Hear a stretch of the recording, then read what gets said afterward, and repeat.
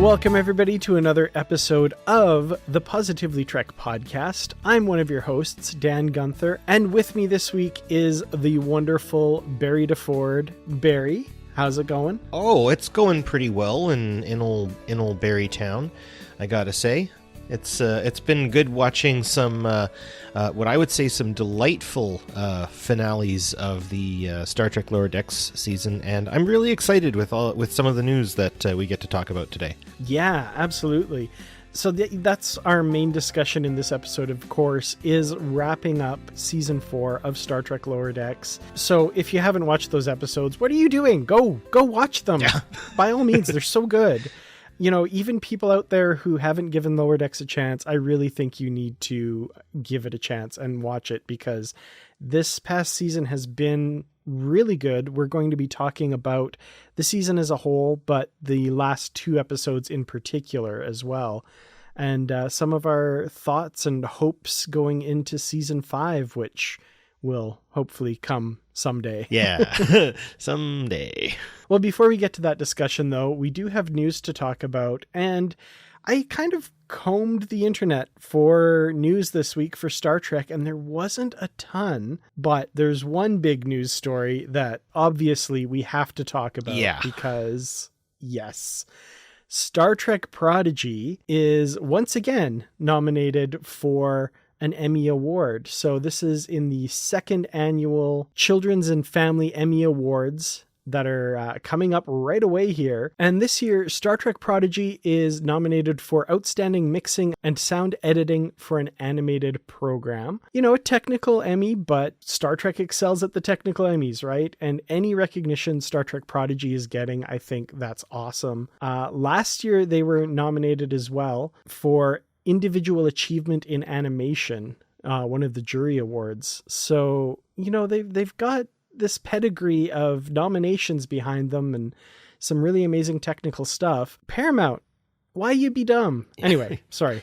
I was while you were telling the lovely listeners, and of course this is an audio medium, you can see my cup of tea that I sipped the entire way through.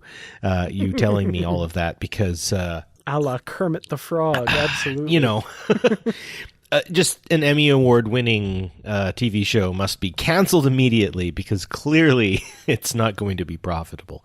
No, I'm happy that that Prodigy also gets this recognition. It is extremely well deserved, and honestly, more of that to come, thankfully, and hopefully more beyond that as well, because this is a family show. It will get kids into Star Trek, which I think is really great, because Star Trek is fun and it's neat and cool, and they can make it their own too, right? They can do their own thing with the franchise, as I think is sort of really taking form since we've had the switch over to what is affectionately and unaffectionately referred to as New Trek. I don't know. How do you feel about that term, Dan? I mean, I don't mind it. I think it's something that maybe some people mean in the pejorative, but yeah, I don't. New Trek, Kurtzman era Trek, I don't know. Some people also think that attaching the name Kurtzman to something is automatically an insult, which I absolutely do not subscribe to. Yeah, so, I don't know. I don't know. It's bigger than all of that. So yeah, I mean, there's been some writers who've come and gone in every iteration of Star Trek that I haven't liked, I guess you could say. Like, I guess for me, Michael Piller will always be the Pillar, I guess you could say. Mm-hmm. But at the same time, I mean, I even liked some of Akiva Goldsman's stuff, and that wasn't always my flavor. Yeah, that's something that surprises me as well, how much I've liked some of his stuff, in that historically he hasn't really been my favorite, but sometimes when I look at his credits, I go, oh, wait, he did that? So there's surprises in every writer's pedigree, I think. I did also want to touch on a little bit of the news that I mentioned in last week's episode. So, Barry, had you heard about this, the 3-foot model, the original wood model of the USS Enterprise being discovered in the last couple weeks there? No, sadly, most of my my social media has been the terrifyingly and terrible conflict, genocide taking place in Palestine. Of course, but yeah. Not to put the damper in that respect. Definitely, if you're keeping up, that's wonderful. But no, I've missed that. What they found so we're talking like the original Matt Jeffries design? Yeah, so this is the 3-foot model that you might see in some of the publicity photos where Shatner's holding it and Nimoy's holding it. Oh, yeah, I gotcha. Yeah, and it was on Roddenberry's desk for years after that. Now, various accounts have it being stolen or him lending it out for reference purposes when they were doing the motion picture and never getting it back. But suffice to say, it's been missing since the late 1970s. And by all accounts, not completely 100% verified, but definitely given most of the nod by several Trek experts such as Gary Kerr, it showed up in an eBay auction just a little over a week ago. So that was a shocking piece of news that I just had to talk a little bit about last week. Now, no big update on that as of yet. The auction, as I mentioned in last week's roundup, was pulled very quickly. There'd been a few bids for it, but it disappeared. Presumably somebody let this guy know what it was he had. According to him, the story was he bought the contents of a storage locker and was selling pieces off as he went through it. And this happened to be one in there that he said he did not realize had that provenance. Now, the most recent thing I've seen is Rod Roddenberry tweeting that he has not yet heard from the individual or anybody connected to this model or this auction, but he still hopes to sometime soon. Now, the model was in the possession of his father, Gene Roddenberry, when it disappeared or went missing, yada yada.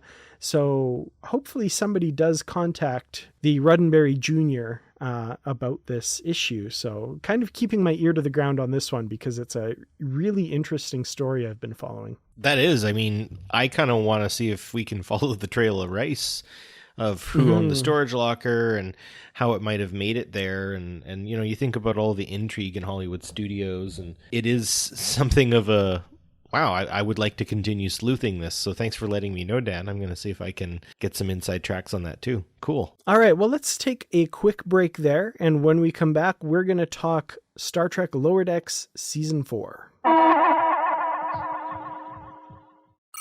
Thank you so much for downloading this episode of Positively Trek. We truly do appreciate each and every one of our listeners, and I'd like to especially thank our Patreon supporters. Thank you to our Constitution class supporters, Jim Stoffel, Joyce Marin, and Paul D. Kinnear. If you'd like to become a supporter of Positively Trek and join our crew, please go to patreon.com/positivelytrek. You can get early access to episodes, exclusive content, shoutouts, associate producer credits, ad-free episodes, and more. Again, that's patreon.com/positivelytrek. Thank you all, and live long and prosper. So last time we spoke about Lower Decks, we had talked about the entire series with the exception of the last 2 episodes. So I think it's kind of nice. We'll be able to tie up that discussion, talk about these final 2 episodes and the season as a whole. So let's start with episode 9 of season 4, The Inner Fight, which, first of all, carrying on the tradition of the amazing episode titles this season. Nice little callback. Nothing to do with the inner light or anything like that. Just a nice little play on words. It was a good sort of penultimate episode in a lot of ways too. You can kind of feel the amping up all the way through it. One of my favorite little pieces, and you and I brought this up because we watched this one together, Dan. That was great. Was the confirmation of Thomas Riker being rounded about and out in the universe still. It's kind of neat. Absolutely. And that was really fun because, like, on paper, Thomas Riker feels to me like a character that Lower Decks would just run with, right? Yeah. So confirmation that he's out there somewhere. I feel like I could be wrong about this, but Jonathan Frakes is up for doing this kind of stuff. Let's bring back Tom Riker in season 5. Come on. Right? I mean, and obviously, spoiler alert, like Nick Locarno's a planet now. So we can do whatever we want. I mean, Thomas Riker knows some people who are parts of rocks and stuff and parts of the ship. So I don't know. There's a lot they can do with this. And I've really started to kind of embrace some of their use of canon. For a while there, I was worried it was going to get tiresome, but this season was just so well paced and well put together.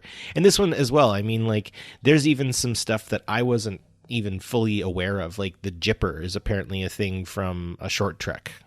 Yep, absolutely. What does Mud say? Shoot. If I had any money, I'd be sipping jippers on a beach somewhere. I love it. I love the little callbacks. You know, they're fun. They're a little bit of icing on the cake, but when the stories are this well told and this meaningful, I feel like, go ahead, ice that cake. I'm here for it. And I think that's it, is they're able to not make it like completely a thing. Like they even kind of do that sort of turnaround. It's the guy who offers everyone Tranya, that evil alien. Baylock. Yeah, Baylock there. That when I was a kid and I saw that actual episode, that scared me. Like that really did actually scare me at first. But this time around that it's got like a heartbeat and all this sort of stuff, it was very funny. He's got all kinds of internal organs. Yeah, all kinds of internal organs. Yeah. I love that. Even once they reveal that he's a flesh and blood being, he still like sparks and smokes and his arm comes out and it's like, tick, tick, yeah, he's still very mechanical in his movement. Oh man. So yeah, I guess like for whatever it's worth, this episode did a lot with its sort of like connections. And I mean, obviously I am not mentioning all of them. There's so many more pieces that I'm sure I'm missing. But those are just some of the canon pieces that really got my attention this time around. And for whatever reason, I'm feeling a lot more open to what Lower Decks is dishing. And maybe it's just the way they put these last episodes together. I think the finale really plays itself well into everything. I feel like they didn't give away a lot, even in the last episode, without feeling, and I hate to put this out there, but to some degree I find, and this happened a lot with The Next Generation, those kind of higher concept episodes or even seasons where things kind of tumble quickly to the end because they've spent too much time building it up. I was a little worried that was going to happen and it would start in this episode. But I mean, even some of the scientific things that wouldn't happen, like raining glass, you wouldn't be able to breathe an atmosphere that rained glass, but that's okay. That conversation that Beckett has with the Klingon, whose name I'm guessing you'll remember, Dan? Ma'a. There we are. I think it's really great that they're able to have these sort of tropey moments where we can see the character developing, but it's in a way that's interesting, I guess. It's a way that's relatable, maybe in some ways, that like I know I can procrastinate and do things and not meet what I want and run away from my troubles. I do it in my way, but it was neat to see how Beckett does it. Yeah, and I mean that conversation in the cave there with that character, really the heart and soul of this episode and a true turning point for the character of Mariner, where she maybe admits to herself and admits to this basically complete stranger what it is that's been eating away at her this whole time. And she's maybe deep down in her heart known that, but she's not confronted it yet and really kind of picked it apart. And it takes this Klingon warrior to kind of do that with her. Basically a Klingon counselor. We've seen a Klingon counselor now, which is amazing. And, you know, like he says, she does war with herself. And yeah. She rails against Starfleet and what it's become, fighting wars and that kind of thing. And he says, you must really hate Starfleet. And she's like, well, no, I don't. But you know, they do this crap, but they still try to do good. And what we're seeing here is this jaded Mariner who's really been hurt over the years, and that tying her story to Cedo Jax's and what her death did to Mariner, I thought was really fascinating as well. Speaking of characters who were taken by Cardassians, presumed dead, we know Thomas Riker's still out there. Maybe Cedo Jaxa still is. I think they're going to keep her dead. I hope. I think so too. I was actually, this is why I'm not a writer, because I'd be like, oh man, yeah, let's bring her back. Let's totally bring her back. I would totally gut the effect that episode has on people watching The Next Generation and the character of Mariner. I would totally destroy all that because I really like that character and want her back. So I'm not a Hollywood writer, and that's a good thing. Well, I guess so, right? I can't necessarily say I'd make the best choices here and there as much either. There's an irreverence to this show that has sort of carried its way through, and I've kind of talked before in episodes about how this could get too self-referential, almost to a fault, and that was kind of a worry that I had.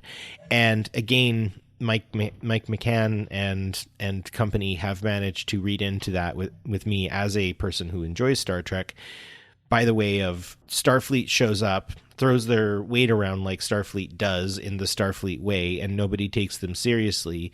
And that's, of course, to teach them a lesson that Starfleet isn't as important. Ha! Fooled you. No, we know you think that of us, and we're going to use it against you. I really liked that twist on a twist that I wasn't expecting. I think that's it, is a lot of the things that I was predicting throughout, and I'm not a writer either, I didn't predict. And I think maybe that's one thing I like about Lower Decks and how they've run this, is they haven't done anything predictable, but at the same time it hasn't felt untrekky. Yeah, challenge your preconceptions or they'll challenge you, I think was a lesson from Enterprise, but it's a lesson that the writers of Lower Decks seem to be, or the watchers of Lower Decks maybe need to take to heart a little bit, because I think we all go into something expecting a certain thing. And in a lot of ways, Lower Decks feels very familiar. They've put on the trappings of TNG, right? The bright uniforms, the kind of TNG era type ship and stuff. That kind of storytelling we kind of expect, but they do things to kind of shake it up and give us surprises and twists sometimes. And Billups as the bounty hunter was a nice twist. And I liked this show does things where we think the characters are naive. And we saw that earlier in the season with Tendi, especially in the episode A Few Badgies More, I think. Yeah. And in this one, we think, Captain Freeman is saying, I majored in, what is it, like petty crime at the academy or something like that. And we feel like she's kind of full of herself, and she's not really, she's very obviously blundering. But no, it's all calculated, and I didn't see that coming. It's sort of a lesson that they learned from the Grand Nagus, perhaps. Absolutely. Yeah, that's actually one I watched recently again, just because I love that episode so much. Captain Freeman is making her a name for herself in Starfleet, which is something that I'm going to bring up again later, because I feel like there's seeds there for things to come. Well, I do feel, this is definitely a really good milestone episode just before the last one. I will actually say probably my least favorite episode would probably have been A Few Badgies More.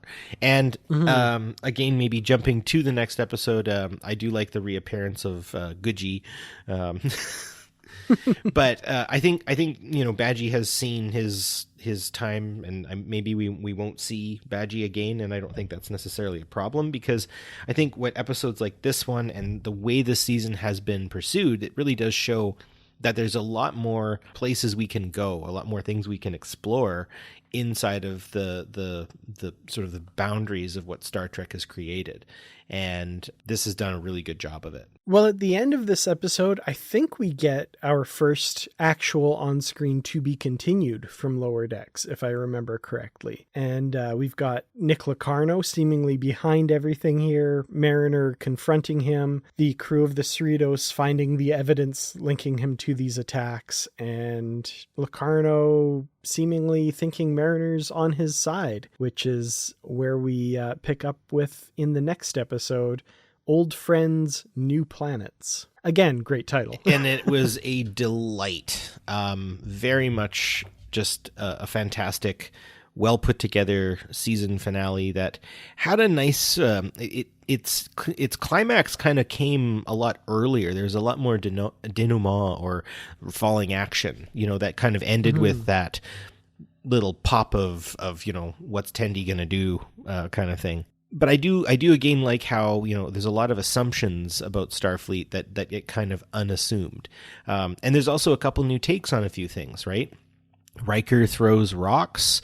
The Cerritos throws Orion ships. Yeah, the recently newly commissioned USS Battering Ram, basically. Yeah, right. Just throw it, and I like that. I mean, that was a fun little piece there. And am I correct that trilateral shield, or however Locarno says it. That's very... The Trinar shield. Thank you. So is that the same as the shield that Q put up in Encounter at Farpoint? I don't think so. I think it was an invention of the Binars, that there were 3 of them. So it was a Trinar shield, but okay. Yeah. It looked reminiscent to me for whatever reason. I did definitely notice a similarity there. I think the colors were very similar. I was wondering if there was kind of a nod to it, but yeah, it was different pattern, but similar colors for sure. Yeah, close enough. Maybe, and that's where I might not be catching all my canon correctly or anything like that. So, but this was a good episode. It was like I've been saying this, kind of maybe hinting at it now, but I said this once we got on the call, is just how well paced the season was. I think this episode was paced well with its kind of slower ending. I also really did appreciate that the bomb defusal device needed 2 bars of latinum to defuse. Goodness. And he was blown up, I guess you could say, for lack of a better term, basically complaining that it has a paywall, and I don't know if that's just like, again, another knock at our own current civilization, because I can't think of really many things without a paywall these days. But that was a good little funny, and probably the same thing I'd say if I was just about to get blown up by a Ferengi Genesis device. That was wonderful. And especially the fact that it takes 2 bars. Like, it's not even slips or strips. It's 2 bars. That's expensive. That was a laugh out loud moment for me. Yeah. Right at the climax. That was so well done. Yeah. That was great. Yeah. So I'm like you, really digging this episode. I thought it had a lot of really interesting things to say about Starfleet and the galaxy at large, and lower deckers, but also Mariner and how far she's come. The one thing that I really picked up on was the end of last season, or close to the end of last season, saw Mariner kicked off the Cerritos because everybody thought she betrayed them, and there was a misunderstanding. She didn't actually betray them. She was actually defending the ship and all this stuff. This time around, she's assumed by Locarno to be on his side. But we as the audience, as well as the crew of the Cerritos, never once think that Mariner is going along with this. The episode could have done that kind of cliche thing where it's like a will she, won't she kind of thing. But we understand from the get-go that she's never going to join Locarno. And more importantly, so does the crew of the Cerritos and her mom. Right? Not at any point did they suspect that she might have joined him. They're all like, we've got to get her back. They see her on screen when Locarno's doing his message. She says, this guy sucks. And her mom's just like, atta girl, we got to go get her. Yeah. Also, that was a good sidekick. Just straight up, just solar plexus kick. And then she gets the Genesis machine. That was pretty great. And yeah, I mean, I do appreciate the fact that we don't have to worry about those unnecessary misunderstandings that, like, people can be logical and understand and know people and not suddenly decide that because this has changed, therefore they must have changed as well. And I mean, perhaps the same can be said about when Tendi is gone at the end. Rutherford's sad, but everyone else is just like, I wonder how she'll find her way back. And basically saying the Orions don't stand a chance. No, exactly. Exactly. They just have so much confidence in their friend. And I think that's a really cool piece. Boimler gets to captain a ship, and yes, he does have a good captain voice. I do have to say, he can brag about it all he wants. Yeah, he really does. The best part about that too was his voice.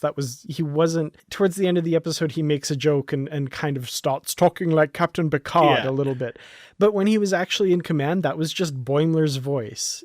But you could hear the confidence and the assuredness in it. And importantly, so could his crew. Yeah. Right? Everybody he's commanding could hear that voice. He's like, we've got to do this. Wait for it now. Like he's just, I was so proud of my little Boimler there. That was awesome. Also, the argument that is taking place during the, bad guy on the view screen when Boimler and Rutherford are like, he looks like Tom Paris. I don't see it. So, yeah, I previously said that I think they should never acknowledge it, and that's the funniest thing. I take that back. This was the funniest thing. Yeah. The fact that Boimler has a Tom Paris plate. He's met Tom Paris. He's facing Nick Locarno, who we know looks exactly like Tom Paris. And he's like, nah, I really don't see it. Yeah.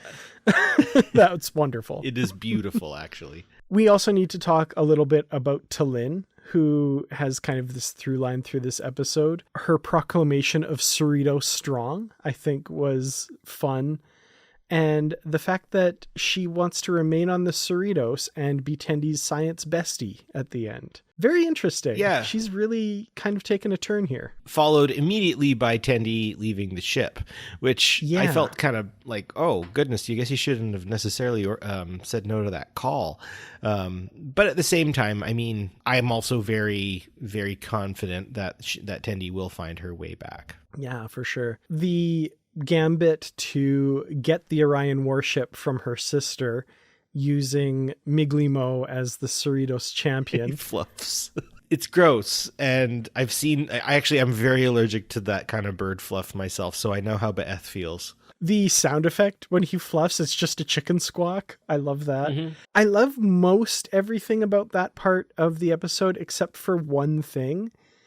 I feel like Tendi should have given Miglimo a bit of a heads up before the actual fight started, because Beth gets a couple really good almost blows in there.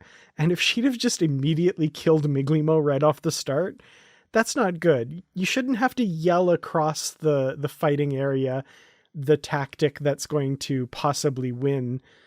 Maybe pull him aside before the fight and give him a heads up. I would agree. He seemed a little out of his element there. And the fact that Miglimo clearly needed some convincing to do it as well, even in the face of extreme danger. Yeah, so I agree with you. That is perhaps a little bit of an issue, but I like their complicating of it as well, where that actually doesn't help because Beth falls on him, therefore winning the fight. I thought that was pretty good too. It gives us that raised stake, and I think that was really good because I felt like something more had to happen, and considering Tendi was there and knowing that D'Erica does want her back for her own purposes and stuff like that, I feel like that kind of closed a nice circle within this season as well. Yeah, the callbacks and the picking up of storylines I think has been really strong, and even ones that I completely wasn't expecting. Really in really good ways, like with the Orion storyline here, with the Ferengi Genesis device, which was nicely seeded earlier in the season. Mm-hmm. And then the confrontation between Rutherford and Livik, who again is back. Smash cut to the riverboat and them as the Twains. Not my favorite part of the season when it happened earlier, but I do have to admit to laughing out loud when it popped up here. Well, and I think it has everything to do with how T'Lyn gives her explanation for it, right? Sometimes the illogical tactic will yield logical results. And as a person in education, she's right. She is very right. So, yeah, definitely. What do you think is the significance of Captain Freeman's override code? I can't remember. Like, I would almost be certain that our friends in the Star Trek universe have already sleuthed this out by the time you and I are even talking about it. But yeah, I just remember the way she says it, and I'm like, that sounds like a star date. I wonder if it's like her birth date or something, but I don't know. 06107.2. If it's a star date, it would calculate out to February 9th, 2329. Could be just her date of birth. Freeman's. Yeah. Cool. Best guess so far. Well, you have the best guess now. So going deep on this episode, stuff like that is really fun, right? Like with the sleuthing those things out. The starship that Mariner steals out of the Nova fleet, right? Like I immediately clocked that as a Steamrunner class ship, right? One of my least favorite looks of a Starfleet ship, to be perfectly honest. See, I kind of love it. Now, here's the digging deep thing though. That's not a Steamrunner class ship. That is a Saber Runner class ship, according to the creators of Lower Decks, which takes Steam Runner ship aesthetics and shrinks it down to a Saber class size. So I was wondering about that when they were going through the icy thingy ringy things. And I'm like, are these like full-sized ships that they're just bashing and like destroying, and like don't those take more of a crew? But yeah, no, you're right. I just sort of headcanoned it that, oh, Steam Runners must be smaller. But yes, if they've managed to reclassify it as something smaller, that makes sense. The only ship that can change size depending on the convenience of it is the Klingon Bird of Prey. Exactly. Yeah, that's kind of the precedent there. Yeah. This is, they actually did scale it down with the windows and everything on it to make it a smaller ship, apparently. And I mistakenly during the live show insisted that it was a Steam Runner class ship and had everybody inform me otherwise. And so my apologies to everybody for insisting there. But yeah, no, it is a Saber Runner class ship. And it's the USS Pissarro, which was named after Fabio Pissarro, who worked with Eaglemoss doing CG files of ships and converting them into physical models, who sadly recently passed away. So that was kind of a nice tribute to him. That is a nice tribute. Just so you know, thank you, Mr. Alex Perry, once again for getting us that command code override, but he is also incorrect. He says it's a Steam Runner as well. So you know what? The best of us can also make that. This is even actually cooler. The registry number is Pissarro's, Fabio Pissarro's birthday, May 26, 1970. That is so sweet. That's really cool. Yeah. That's lovely. Anyway, melt my ice heart. So another thing that I really, really enjoyed specifically about this episode of Lower Decks, and maybe I just haven't noticed it, but they used not just their usual kind of cel-shaded graphic for the animation, but there were actually like drawn in smoke bits and stuff. There was a lot more animating going on that seemed more, obviously everything's run through a computer now, but there is looking like some hand-drawn elements to some of like the explosions and some of the pieces here and there. There's a lot more fluidity to the movement. I really feel like this was a high production episode. So yeah, maybe we could see Prodigy winning this year for an editing. Maybe Lower Decks wins it next year for something like this, because I really felt that the production value of this episode specifically, it really delivered. There's a lot of texture. There's a lot of movement, fluidity. It doesn't feel choppy. And another piece that I just want to rattle out here in this big piece, and that is to anyone who has ever watched the TV show Robotech or Macross, the really original ones with Rikaru, and they're still on planet Earth, and it's got those cool ships and stuff. The music from Robotech and the music from Lower Decks are very reminiscent to each other. I've been thinking about this for a really long time, and some of the flourishes that take place in this finale episode feel almost ripped from the first 9 episodes of Macross / Robotech, depending on what you watched as a kid. So yeah, and for anyone who's like, hey, wait a minute, yeah, definitely drop a line on the Star Trek Positively Trek discussion in Facebook, just so I don't feel alone, at least, because I'm pretty sure there's got to be some influence there. So high production animation, very lovely to watch, just good eye candy all around, and the music was fantastic. Really enjoyed it. Yeah, this was a really technically beautiful episode, and I did notice the kind of extra love, I think, given to some of the animation and stuff. One thing that I definitely noticed is that final Genesis explosion, right? Where you have the captain's yacht streaming away in place of the Enterprise. Mm-hmm. The whole thing's obviously a Wrath of Khan homage, the whole Mutara Nebula bit and stuff. Yeah. The actual aftermath of the explosion looks very much like Nick Locarno's logo, which is the Culvered Starburst, right? Yeah. So, not exactly subtle there, but still just like a really nice little visual callback. I thought that was lovely. I like it also. I'm suddenly blanking. The name of the people who speak only through poetry. Oh, the Temerians. Yeah. Or if you prefer, the Children of Tama. Yes, the Children of Tama. And what's the guy who's there when he says something, her sails unfurled. Mirab, her sails unfurled. Mirab, yeah, her sails unfurled. I really do. I'm getting the feeling like I can almost understand Temerian to some degree. I'm getting there. Like there was just the other day, one of my stepkids was gonna do something really awesome, and it was looking really good, and then all of a sudden they tripped, and it was like Shaka when the walls fell. I love the callbacks to ones that we heard in TNG, right? Like Shaka when the walls fell, Yeah. Marab, her sails unfurled. I love when there's new ones and you kind of have to intuit a little bit more what it might mean. Like this wasn't the name, but it was something like Raplunky on his wedding night. Yeah, yeah. Like, you're like, what is that referring to? Yeah. Again, though, they've crafted something that definitely picks at all the right nostalgia itches that I have in my brain. At the same time, taking irreverent twists in certain cases that I think is something, again, fit very much to sort of a demographic of people who maybe have seen a lot of this. This isn't Trek, or this is Trek, or it's not the same as it was before, and sort of those old usual, I guess, tropes that kind of last throughout Star Trekdom. I feel like this is something that if you start realizing you don't have to take it seriously, you can really enjoy it.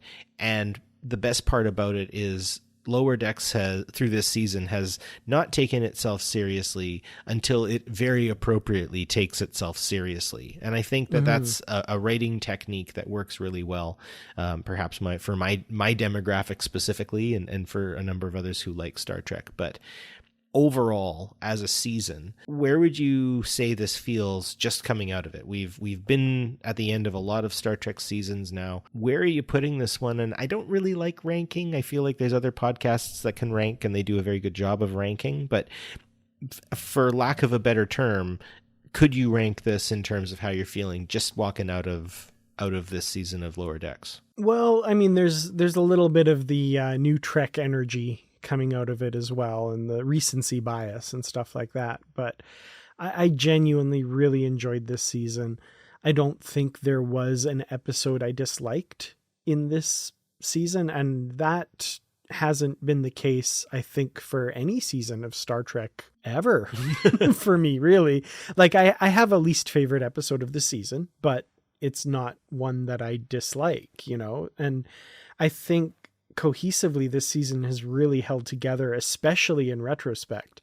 Going back and watching some of the stuff, knowing who that attacker is and what their end game is, I think really helps pull this season together on a rewatch as well. So I loved it. Again, I'm like you, I don't like ranking. I don't necessarily say it's the best ever or anything like that, but it's a really solid season of Star Trek. And this episode in particular, this finale, if people want to talk about what Star Trek's message is and what it means to be in Starfleet, note that Mariner never fires a shot at another ship or another person at any point, whether personally or using ship's weapons or anything like that. She attempts to negotiate at every turn.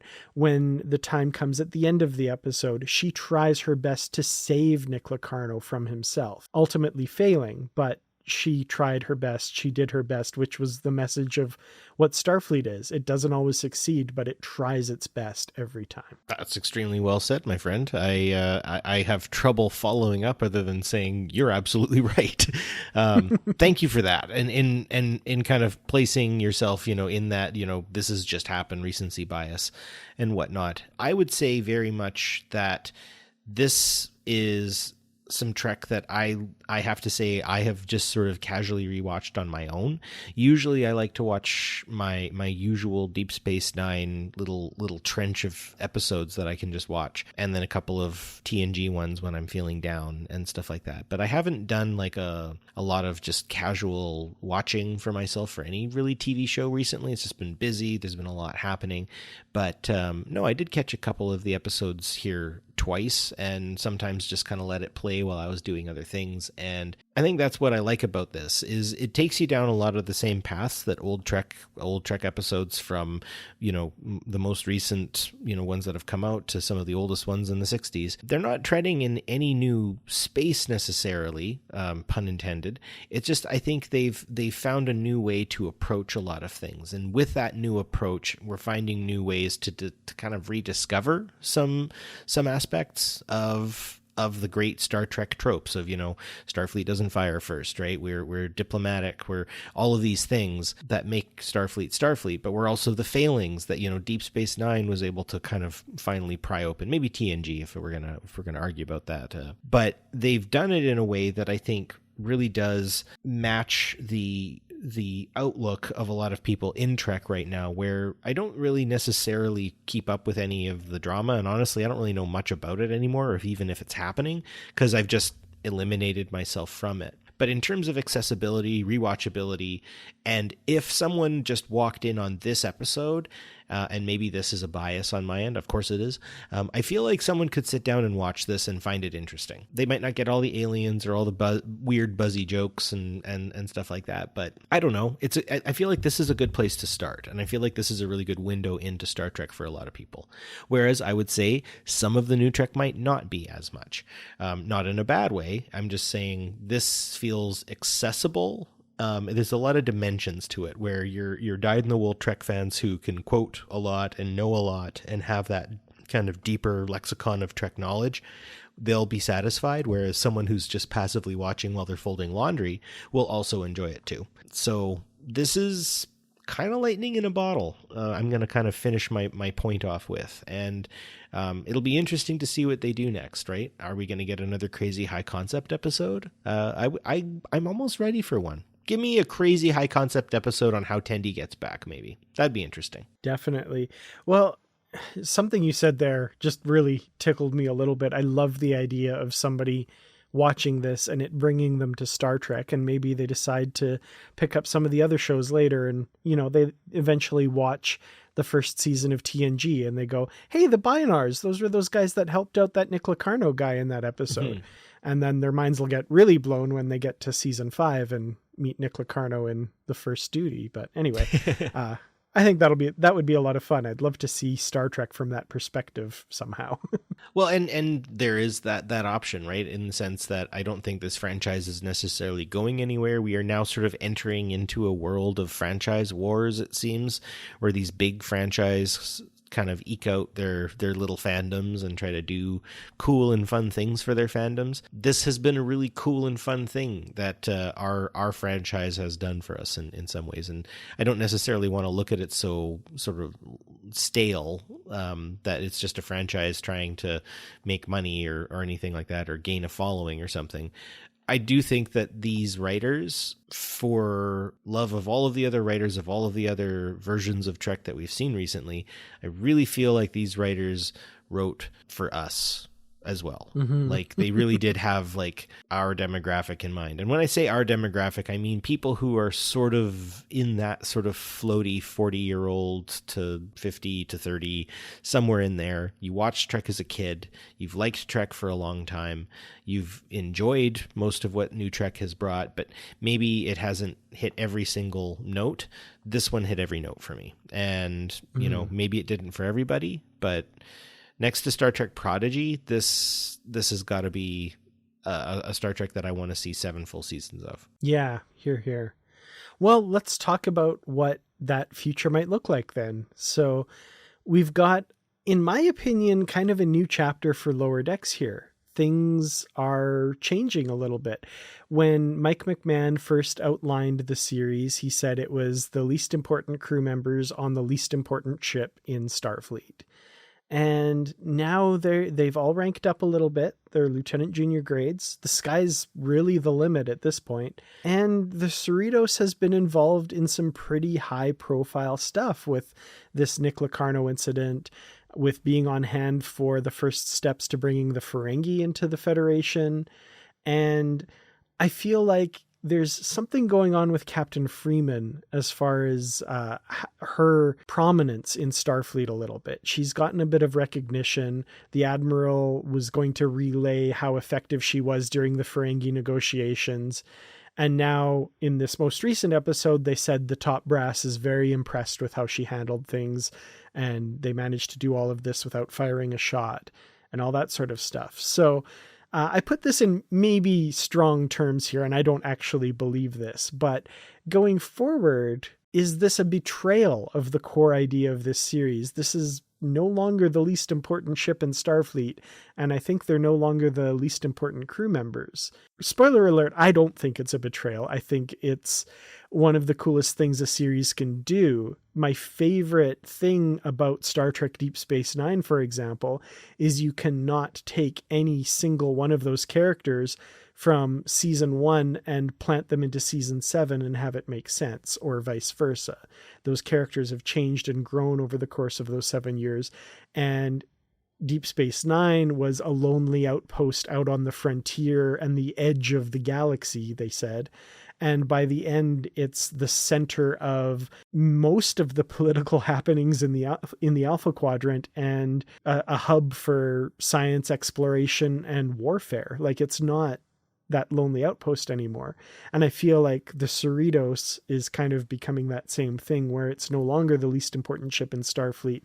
It's making a name for itself, to the point that crews of other California class ships we've seen say, oh, you're the Cerritos, you're the like crown jewel of the California fleet. To answer my own question, I guess, I don't think it's a betrayal. I think it's awesome. And I really can't wait to see where they go with that. I like to think of when they came up with that premise of like, this is your starting point, right? This is the starting premise that will build from there. And I think one of the only TV shows that could ever successfully bring things back to its relative self is The Simpsons. And look what that's done for it, right? 39,000 seasons at this point. And I don't know, like, I don't want to poop on people who like watching that show. Like, if it's something you like, great, that's awesome. It doesn't do anything for me now because it is just so, I think someone on YouTube somewhere referred to it, anything after season 12, I think they call Zombie Simpsons, where it's become so self-referential to its central premise that it's kind of become meaningless pablum. And I think that's where I've been worried all the way through this, is that eventually this is the spark's gonna run out and we're just gonna kind of float around in self-referential semi Rick and Morty humor. And I like it when I'm wrong, because I was dead wrong in the sense that, yeah, like, this is a starting premise that they build themselves from. And of course we're going to see characters change and grow, because that's what humans do. That's what we do. Since even the beginning of New Trek, right? Think about how much the world has changed in that time. Why on earth would we want something exactly the same? And I think that's something that we need to look at as, or maybe not me, I need to look at as a person who likes Star Trek. What do I like about Star Trek? I always go back to the same episodes. Those episodes make me feel good, right? Well, this is making me feel good because there's enough connective tissue to the nostalgia I crave with an actually new and interesting story. And I argue that at this point, the fact that they could get Cito Jax's actor to come back. Yes. I don't think she's been in anything since her last appearance on like Star Trek even. Like, I don't know, like, she didn't do a heck of a lot. I mean, I hope she's had a great time and has had a good life. And it's great that she came back, because apparently if, we can just animate you in, don't worry about it, right? Like, as much as it's cool that like Will Wheaton came back and everything like that, it is a little bit cool that we were, because I recognized her voice immediately once I heard it. I was like, oh, that's and I don't have her name off the top of my head. Shannon Phil, right? So I think that's interesting that they were able to get her back for this. And, I hope they paid her handsomely, and I hope she comes back somehow in some kind of other flashback, because if she's someone who Mariner kind of fangirled over, that's interesting. And I think that could be something to pursue as well. A little more of Mariner's past, though we've done a really good like character deep dive on her. Right now, I think we can move on to another character. For instance, moving forward, when Tendi said goodbye to everybody, the only one she made any motion toward was Rutherford. She literally jumped on him. And I mean, I do actually have to say, those two need to kiss. Yeah, I don't know. I did see, I think it was Mike McMahon talking about the evolution of their characters, and the dynamic between the two of them is something that I love, and clearly something that Mike McMahon loves as well. And I don't think he's too keen to disrupt that, and it kind of almost felt like they're toying with that in Parth Ferengi's Heart Place. Was his way of saying, no, it's a disaster. These two obviously belong together, but we can't do it. Like, we're not going to do it, which makes me a little bit sad, but I kind of get it as well. It's a junior high thing. It takes me back to like my junior high crush, who in hindsight, and actually after a hats off conversation somewhere in our mid-20s where, you know, she was happily married and everything else, was like, yeah, no, I totally had a crush on you too at that exact same time, and I didn't know what to do with myself. I just liked being around you. And I was like, yeah, me too. And it was like, well, that's cool. And then we just moved on and still are good friends and stuff like that. But it is that idea of like, for myself, seeing that as like, oh, come on, you two, you'd be so happy together. And don't we want our characters to be happy? Yeah, absolutely. So Shannon Phil, interestingly, I looked up, and she was listed as, you know, years active in acting, 1992 to 1995. So 4 years of acting, and that's it. Now, this just warmed my heart because I went back to that Wikipedia page now. And now it says years active, 1992 to 1995, semicolon, 2023. And that just makes me happy. That's so lovely. I hope she can make it to a convention. I'd love to get a photo op with Shannon Phil. That'd be awesome. That is something that one of the producers of Lower Decks has said. It's like, now I need to convince her to go to one of these conventions. People would love to see her. So, oh yeah. Yeah. We'd be like, absolutely. Out of the way, John. Out of the way, Sir Pat. I have your photo. I have your autograph. Yeah. I need to meet Cito Jackson. Yeah, yeah. And I'm not even joking. That's true. I honestly would shell out for a photo op too, and I would have a sign that says Cito lives. Hear, hear. So yeah, it should be noted as well, we get to hear Cadet Joshua Albert speak for the first time. We see him on screen. Oh, yeah. Sadly passed away, the character, before the actual episode. We never actually got to meet him. That was kind of a nice little touch. And Will Wheaton back as Wesley Crusher. Let's give him a shout out because that was lovely too. Oh yeah, no, it's great to see Will Wheaton. I think he's an interesting addition at the time, right? Everyone wanted kid actors in TNG. I don't know. I'm glad that he is a loved member of TNG, because I remember way back in the day there was so much controversy and frustration over him, and honestly I think he did a fine job. And I love The Traveler, and I'll always love The Traveler, and everyone can hate me for it and I don't care. Well, I guess that's probably a good place to wrap off our discussion of Lower Decks Season 4. Really looking forward, of course, to Season 5 whenever we see that. As far as new Star Trek goes, the next thing we're going to get in 2024 is either Star Trek Discovery's 5th and final season, or the season 2 of Star Trek Prodigy on Netflix whenever that comes along. And knowing Netflix, probably all dumped on the same day, which makes me a little sad, and I hope that's not the case, but that's those are the next treks that we'll be getting that are new. That's a long go, and I don't want to sound like I'm complaining. We've dealt with worse as Star Trek fans, but I guess that leaves us to talk about some new and exciting things moving forward.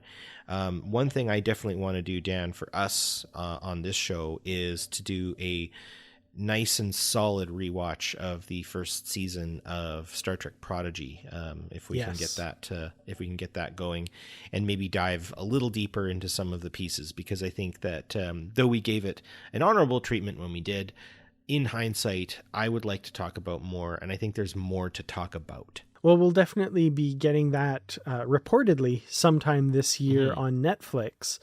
We, of course, already have our shiny Blu-rays, but we, like good little Star Trek fans, are going to be streaming it often on Netflix to show them how beloved that series is and how grateful we are that they are going to be showing it. So, go stream it, people, once it's out. It's supposed to be this year sometime. We don't have a date yet, but season 1, go watch it again. It's going to happen. And again. Play it while you're vacuuming. Well, this was a great discussion. I love every time we talk Trek. Lower Decks just has such a special place in my heart. So please, everybody, join us on the Positively Trek discussion group on Facebook. Just search Positively Trek discussion group. Answer a few questions. We'll let you right in. You can reach out to us, positivelytrek@gmail.com. And you can help support the podcast at patreon.com/positivelytrek. Thank you all so much for listening. We will be back soon with another episode. Until then, as always, stay positive.